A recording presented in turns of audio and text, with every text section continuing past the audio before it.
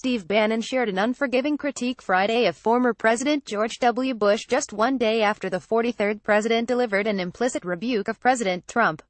Speaking to the California Republican Party convention, Bannon, Trump's former chief strategist, called Bush a piece of work. He said Bush embarrassed himself and had no idea what he was talking about, just like it was when he was President of the United States. Focusing on Bush's 8 years in the White House, Bannon said, "There has not been a more destructive presidency than George Bush's." Bush delivered a speech in New York on Thursday, during which he spoke about how in the present bigotry seems emboldened and of nationalism distorted into nativism. He never said Trump's name, but many politicos and journalists made the inference that he was speaking about Trump. According to CNN's Mae Reston, there were some cheers when Bannon condemned Bush, but she also noted that many others were silent. It's no secret that there is no love lost between Bannon, who is back as executive chairman of Breitbart News, and the Bush team. Last month he described the Bush administration as a bunch of idiots during a 60 Minutes interview on CBS.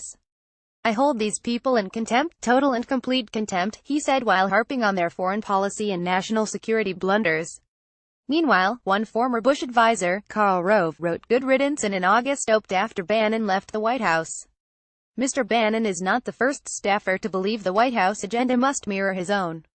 But no other aide in memory has had such grandiose or destructive plans for trying to remain in charge after being shown the door, he wrote in the Wall Street Journal. Bannon appeared to refer to this very unfriendly piece during his speech in Anaheim. But, he explained, he didn't mean to mention Rove by name. "I don't like punching down," he said. The speech Friday evening came amid Bannon's so-called season of war effort to unseat establishment Republicans in the Senate in 2018. He has already seen victory in Alabama with his preferred candidate, Roy Moore, beating out Trump and Senate Majority Leader Mitch McConnell's favored Sen.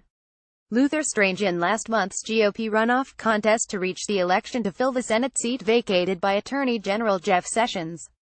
Bannon has aligned himself with Trump since leaving with the White House, even though they don't always see eye to eye on everything. Case in point was the Alabama special election. Bannon didn't fault Trump for choosing Strange, instead, saying Friday that Trump got bad information.